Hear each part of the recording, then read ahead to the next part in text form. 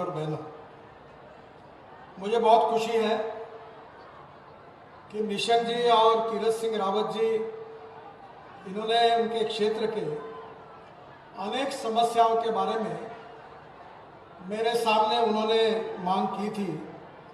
वो सब मांगे, उसमें से बहुसंख्य मांगे आज पूरी हो रही है, इसलिए उनको मैं बहुत बहुत धन्यवाद देता हूँ, उनका अभिनंदन करता हूँ।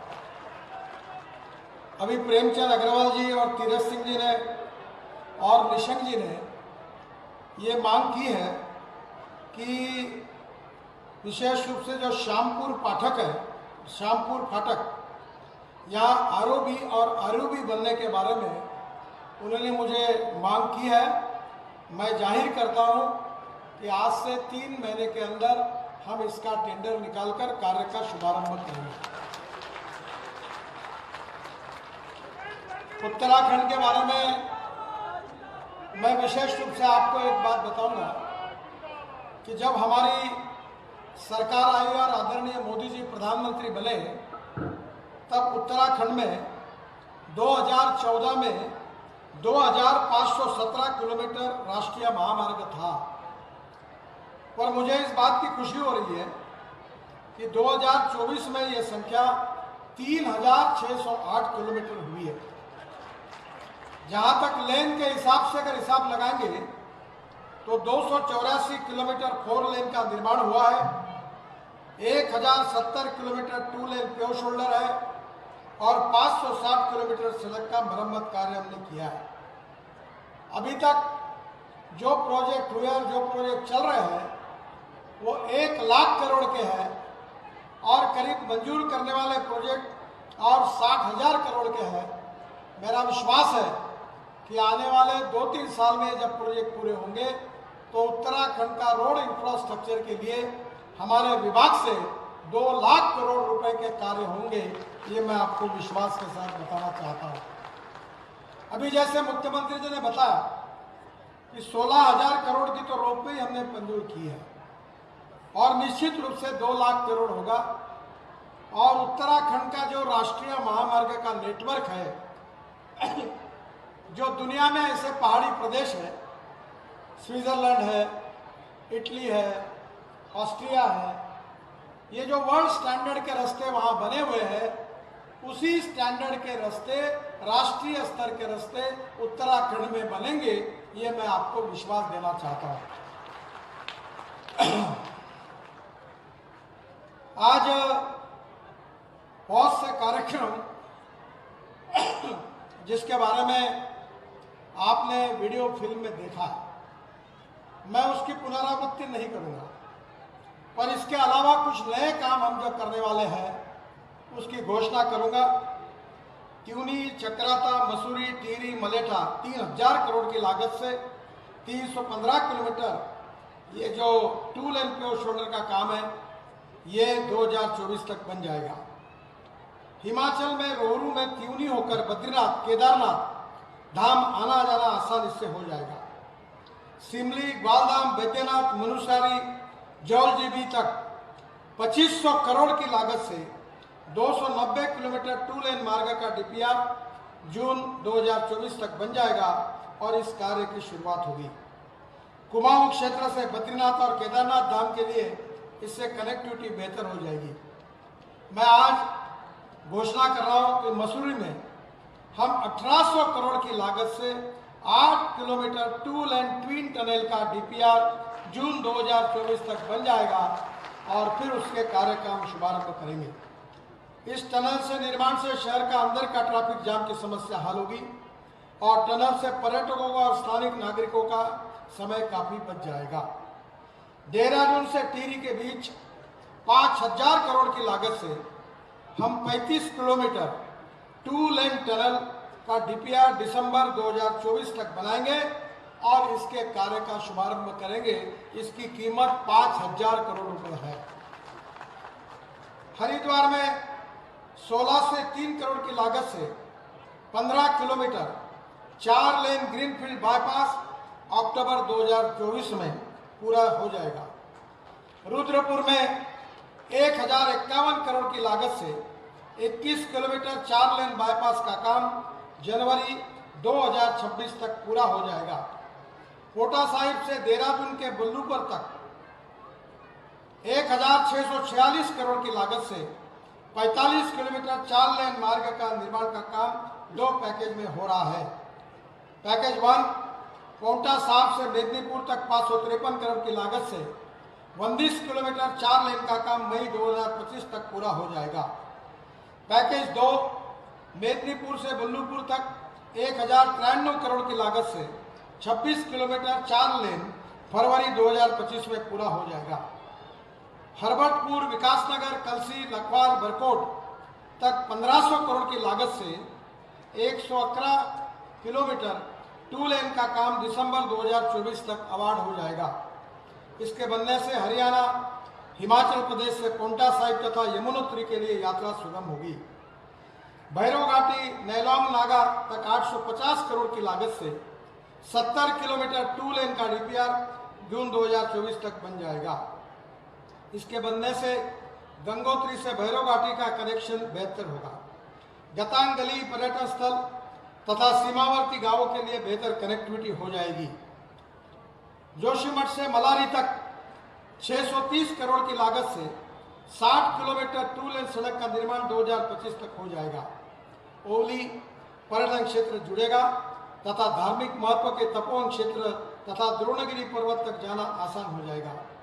सीमावर्ती क्षेत्र में नीति पास के लिए कनेक्टिविटी बेहतर हो जाएगी। इसके साथ साथ मुझे बहुत खुशी है कि गढ़वाल जिले के पेंडुल से श्रीनगर तक 300 करोड़ की लागत से 42 किलोमीटर की 2 लेन सड़क का निर्माण 2 लेन शोल्डर का निर्माण 2026 में पूरा हो जाएगा। कोटद्वार, लैसडाउन, पौड़ी से बद्रीनाथ, केदारनाथ धाम की यात्रा सुगम हो जाएगी और माना से सीमावर्ती क्षेत्र की कनेक्टिविटी में सुधार हो जाएगा। इसके साथ साथ जोशीमठ में 270 करोड़ की लागत से 6.3 किलोमीटर 2 लेन प्योर शोल्डर बाईपास का भी निर्माण 2025 तक हो जाएगा, जिससे जोशीमठ में ट्रैफिक जाम की समस्या हल होगी और पुराना रोड भी हम ठीक करके देंगे। इसके साथ साथ मानस खंड में नैना देवी, कैची धाम, आदिबद्री मंदिर तथा भवाली रानी के तीर्थ स्टेशन जाना सुगम हो जाएगा। चमोली, चौपटा से कुंड तक 1200 करोड़ की लागत से 80 किलोमीटर 2 लेन का जो काम है इसका डीपीआर शुरू हो गया है। तुंगनाथ मंदिर जाने वाले तथा ट्रैकिंग करने वालों को सुविधा मिलेगी। चमोली से केदारनाथ धाम के लिए तथा कुंड से बद्रीनाथ के लिए नई कनेक्टिविटी होगी।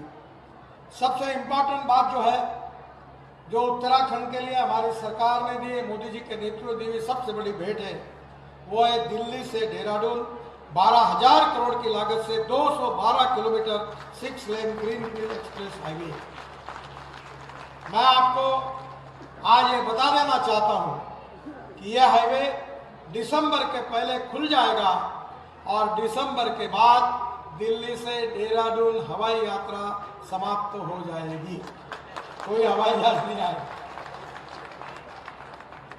और ये जो रोड है ये दिल्ली के अक्षरधाम के पास डीएमई से शुरू होकर शास्त्री पार्क, खजूरी खास, मंडोला, बागपत से खेकड़ा में ईपी इंटरचेंज से बागपत, शामली, मुजफ्फरनगर, सहारनपुर होकर देहरादून तक जाएगा और इसको हमने हरिद्वार से भी जोड़ने के लिए एक रोड बनाया है।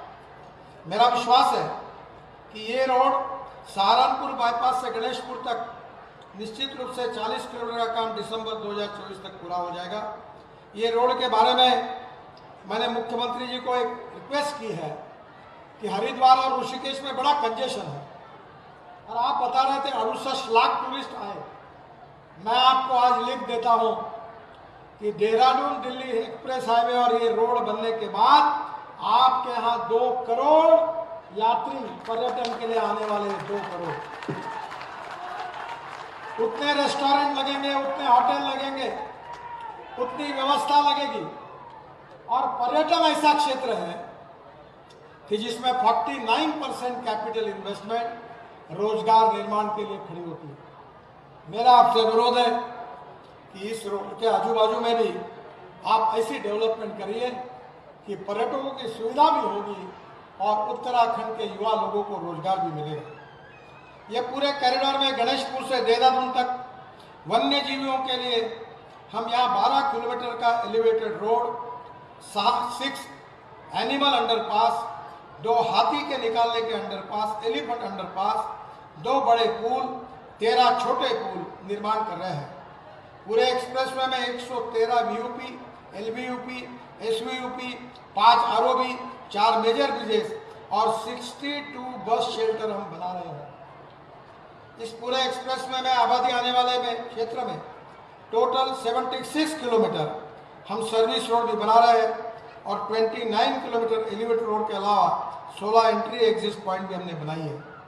यहाँ हम लोग 12 वे साइड एम्यूनिटीज बना रहे हैं, जिसके कारण मैं आपसे अनुरोध करूंगा कि उत्तराखंड का हैंडलूम, हैंडीक्राफ्ट, यहाँ की जो भी कला है उसके दुकान आप इसमें लगाइए, हम आपको जगह देंगे। फिर उत्तराखंड का जो फूड है उसके रेस्टोरेंट लगाइए, ताकि यहाँ के लोगों को रोजगार मिलेगा। निश्चित रूप से ये प्रोजेक्ट बहुत ही महत्वपूर्ण है। इसके साथ साथ हम सब के लिए एक महत्वपूर्ण प्रोजेक्ट है कैलाश मानस सरोवर। मेरी बहुत इच्छा थी कि यह प्रोजेक्ट जल्दी पूरा हो जाए, पर इसमें बहुत अड़चने आई।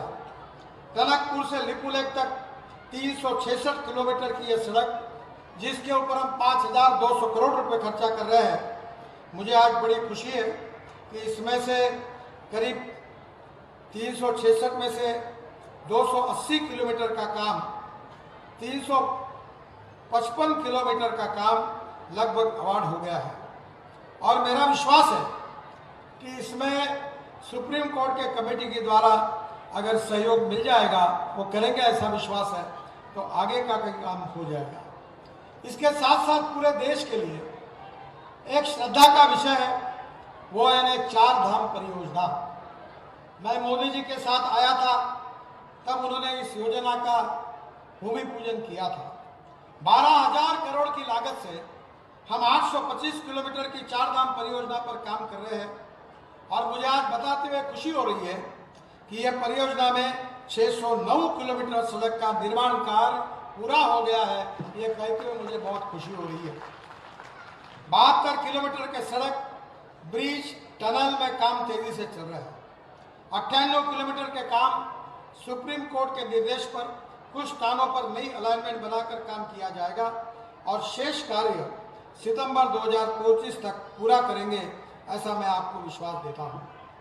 दिल्ली से बद्रीनाथ धाम जो 12 घंटे आज लगता है, अब 2 घंटे में देहरादून आएंगे और 2 घंटे में बद्रीनाथ पहुंच जाएंगे, तो 4 घंटे में ये काम हो जाएगा। अभी दिल्ली में बहुत से लोग देहरादून में रहेंगे और काम करने के लिए दिल्ली जाएंगे। मैं अभी मेरठ दिल्ली हाईवे हमने बनाया, मैं वहाँ गया था, तो वहाँ के लोगों ने कहा कि हम दिल्ली में नौकरी करते थे, दिल्ली में घर था, पर अब हमने मेरठ में घर बनाया, रोज आना जाना करते हैं। जहाँ 4.5 घंटे लगते थे, वहाँ 45 मिनट में आना जाना होता है। मुझे तो लोगों ने बताया कि अब हम लोग कैनॉट प्लेस में मेरठ से आइसक्रीम खाने को मिला, टोटल बदल गई है। और इसलिए दिल्ली से देहरादून बनने के बाद निश्चित रूप से ये बहुत बड़ा उपयोग होगा। ऋषिकेश से बद्रीनाथ धाम तक 3800 करोड़ की लागत से 280 किलोमीटर, तो ये काम अब पूरा हुआ है। थोड़ा काम जो है वो 2025 तक पूरा हो जाएगा। कालिया सोन में जो लैंडस्लाइड को बाईपास करने के लिए 3 किलोमीटर का काम दिसंबर 2024 तक पूरा हो जाएगा। ऋषिकेश में 16 किलोमीटर 4 एलिवेटेड बाईपास जो बनाया जाएगा, इसका काम सितंबर 2024 में शुरू हो जाएगा।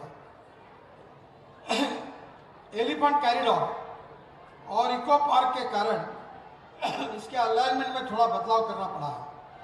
रुद्रप्रयाग, कर्णप्रयाग, शमोली, बद्रीनाथ धाम से माना गांव तक 115 किलोमीटर की सड़क बन गई है। 23 किलोमीटर का काम सितंबर 2025 तक पूरा होगा। बद्रीनाथ धाम के रास्ते पर 1230 करोड़ की लागत से तो हमने लैंडस्लाइड्स के जो पॉइंट है उसको आइडेंटिफाई किया है। और मैंने अब उसमें स्विट्जरलैंड से लेकर IIT रुड़की और इसके साथ साथ टेरी बांध परियोजना के जो प्रमुख हैं उनके साथ मिलकर हमने अब ऐसी योजना की है कि जिसमें बनाने वाले से गारंटी ली है और हम पूरी तरह ये लैंडस्लाइड्स के जो 22 है वे सुधारने के लिए मैंने अपने विभाग से 2,500 करोड़ रुपए की प्रोविजन की है और करीब 250 जगह पर हम उसको सुधार रहे हैं, जिसके कारण आपको कोई तकलीफ नहीं होगी। रुद्रप्रयाग से गौरीकुंड तक 1300 करोड़ की लागत से 76 किलोमीटर में 58 किलोमीटर का काम पूरा हो गया है। हाई कमेटी के अनुमोदन के बाद बाकी काम शुरू किया जाएगा। केदारनाथ में 101 करोड़ की लागत से 5 लैंडस्लाइड्स को रोकने का कार्य जून 2025 तक पूरा हो जाएगा। गंगोत्री धाम में ऋषिकेश से धरासू होकर गंगोत्री तक 3000 करोड़ की लागत से 230 किलोमीटर में 138 किलोमीटर का काम पूरा हो गया है। बाकी 45 किलोमीटर का काम सितंबर 2024 में शुरू हो जाएगा और बाकी काम जून 2026 तक पूरा हो जाएगा। सुखी टॉप में 3 किलोमीटर बाईपास का काम सितंबर 2024 में शुरू हो जाएगा और इससे बनने से 20 किलोमीटर दूरी कम हो जाएगी और करीब 1.5 घंटे का समय बचेगा। गंगोत्री धाम के रास्ते पर 375 करोड़ की लागत से 30 लैंडस्लाइड्स को रोकने का कार्य मई 2025 को पूरा होगा। यमुनोत्री धाम में धरासू से यमुनोत्री तक 2500 करोड़ रुपए की लागत से 76 किलोमीटर में 31 किलोमीटर का काम पूरा हो गया है। पालीगढ़ से जानकी चट्टी तक 21 किलोमीटर का काम सुप्रीम कोर्ट द्वारा गठित हाई पावर कमेटी का अनुमोदन मिलने के बाद 6 माह के अंदर पूरा किया जाएगा। डाबरकोट लैंडस्लाइड से बचाने के लिए 3.5 किलोमीटर की लंबी ओजनी टनल का काम दिसंबर 2024 में आरंभ हो जाएगा।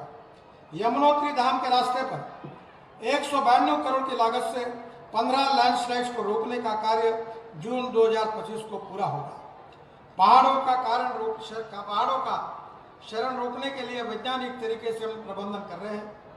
प्रमुख जगह पर बाईपास बनाने रहे 70 किलोमीटर की दूरी उससे कम आएगी और 85 करोड़ की लागत से वृक्षारोपण और बायोडायवर्सिटी पार्क भी बनाया जाएगा।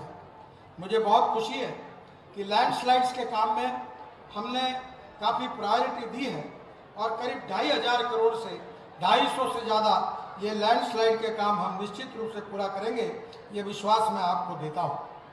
अभी आदरणीय वन मंत्री जी ने मुझे कहा था, बहुत से लोगों ने कहा रोपवे का, हम 1,20,000 करोड़ की 260 रोपवे बना रहे हैं और मैं आज जाहिर करता हूँ कि गौरीकुंड से केदारनाथ 1275 करोड़ की लागत से करीब 10 किलोमीटर लंबे रोपवे का टेंडर फरवरी 2024 में हो जाएगा और इसमें 10 घंटे के बजाय 35 मिनट में सफर होगा। गोविंद घाट गांगरिया हेमकुंड साहिब के लिए करीब 1200 करोड़ की लागत से 12.4 किलोमीटर रोपवे का टेंडर फरवरी 2024 में हो जाएगा। इसमें 3 दिन का यात्रा समय घटकर 2.5 घंटे हो जाएगा। नैनीताल जिले में काठगोदाम बस स्टैंड से हनुमानगढ़ी तक 14.7 किलोमीटर के रोपवे की प्री फिजिबिलिटी स्टडी हो रही है। इसमें भी जल्दी यह काम शुरू हो जाएगा। 2.5 घंटे के स्थान पर ये 25 मिनट में पूरा होगा।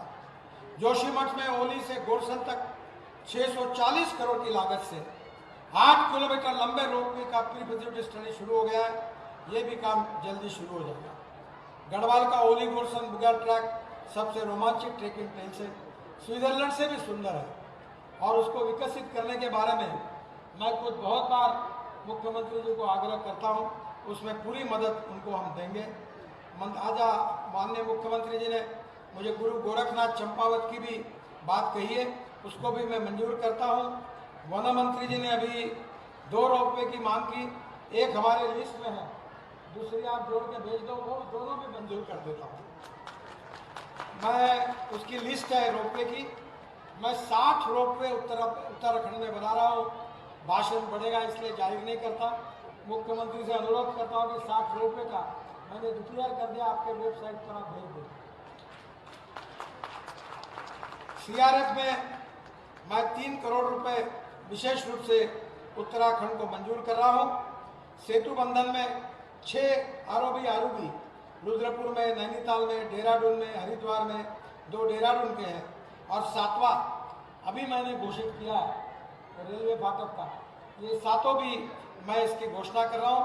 और इसके साथ साथ मैं और एक बात आपको कहना चाहूँगा कि हमारे सोसाइटी के समाज के 3 अंग हैं, 3 पिलर है, ethics, economy, ecology and environment. Ethics के बारे में तो कहने की आवश्यकता ही नहीं है, ये देवों की भूमि है, साधु संतों की भूमि है।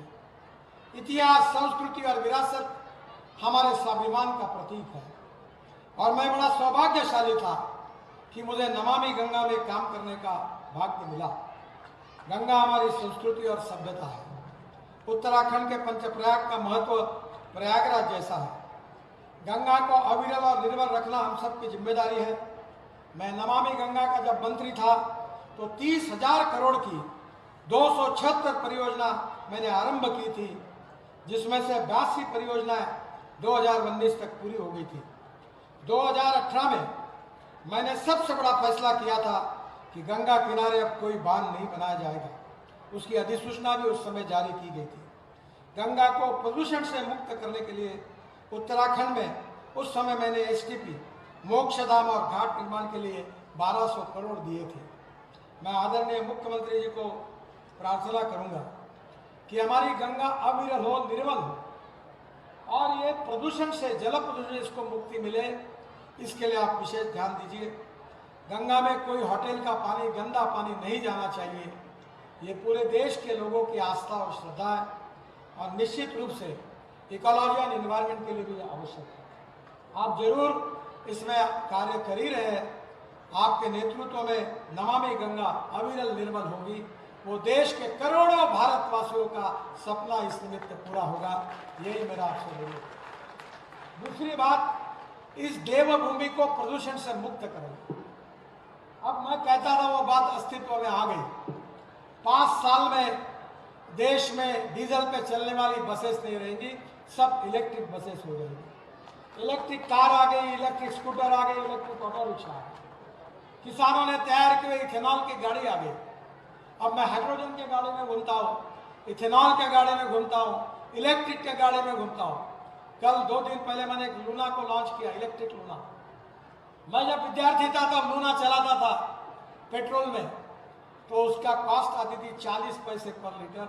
मैं बात कर रहा हूँ करीब 40 साल पहले की। और आज मैंने जब इलेक्ट्रिक लूना को लॉन्च किया तो उसका खर्चा 10 पैसा प्रति किलोमीटर। आप उत्तराखंड में रोप वे, केबल कार, खानाकुलर, रेलवे, अर्बन ट्रांसपोर्ट और इलेक्ट्रिसिटी। मैं तो बेंगलोर में हवा में चलने वाली बस चलाने का सोच रहा हूँ, जहाँ 250 लोग हवा में उड़ते उड़ते जाएगा। और मैं आपको मालूम है, ठोकराड़ मारने वाला लीडर मैं नहीं हूँ। मैं जो बोलता हूँ वो डंके के चोट पर पूरा करता हूँ।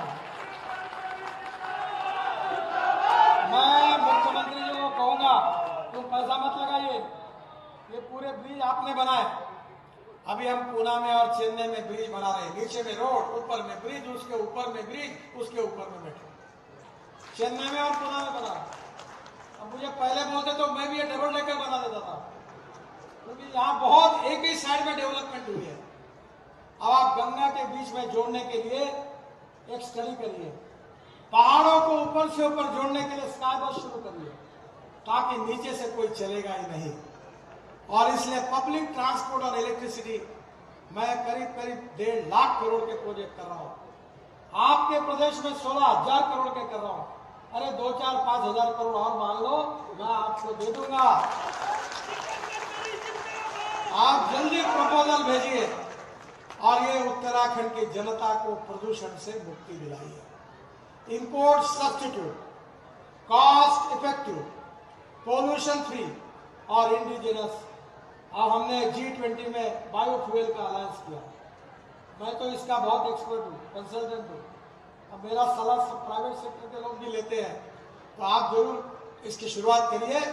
इस देश का किसान अब केवल अन्नदाता नहीं है, वो ऊर्जादाता बना है।